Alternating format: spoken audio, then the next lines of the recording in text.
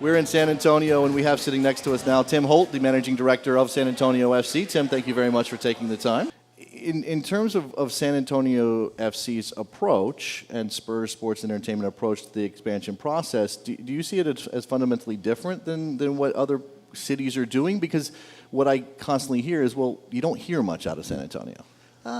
Look, the ambition here has been pretty clear and evident in public from day one, which is, again, establishing a professional club through USL and building that up with the ultimate goal of bringing Major League Soccer to San Antonio.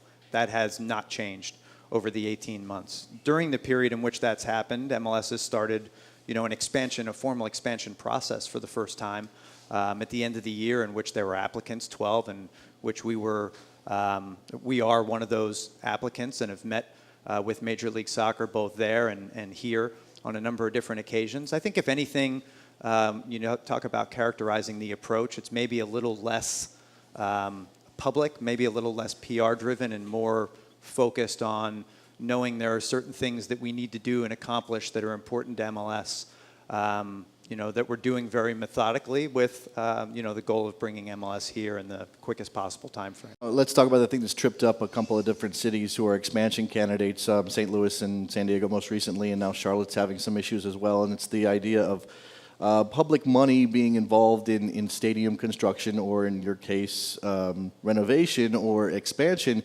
Is that something that San Antonio FC needs in order for MLS to come here with a stadium that's appropriate for the league? And what I'd say is that we have a purpose-built soccer stadium right now in Toyota Field, which is very well located, but it seats 8,000 people, and that's not going to be adequate, for Major League Soccer. So there will be a necessary expansion of Toyota Field into the 20,000-ish seat zone that Major League Soccer requires from any of its expansion candidates, and that'll need to be done.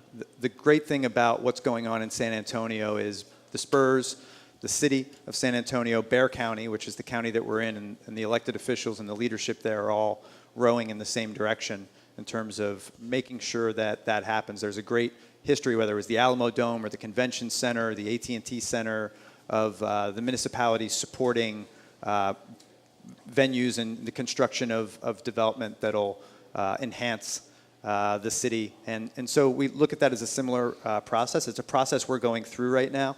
We have a new mayor in Ron Nierenberg who's been very, very supportive. The same's been the case with Judge Wolf at Bexar County. And for us, it's a matter of making sure we get that right. How is the process of looking for MLS expansion, working towards MLS expansion, trying to sell the city, and at the same time running a soccer team in USL? Because I think those things that, it's great that you have a soccer team and it reflects the fan base that exists here, but, there's some interesting elements It's there. a great question, right? So, you could say, well, no, they're two parallel tracks and they're not interrelated, but they are, right? So part of what it drives the excitement of people in this market is the potential of us bringing Major League Soccer here in the future.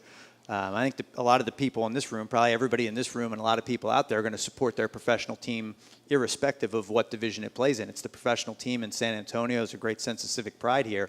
But the energy and the momentum and the enthusiasm that comes with the potential of bringing MLS here, and certainly everybody feeling confident that we wouldn't just be making up the numbers with a San Antonio MLS team, but we'd be a high-performing MLS team like the Spurs, or a high-performing NBA team on and off the court in their situation, on and off the field in ours. So what we don't want to do is abuse that, and we need to be careful that we're not selling our current selves on something that is a vision that we intend to get to.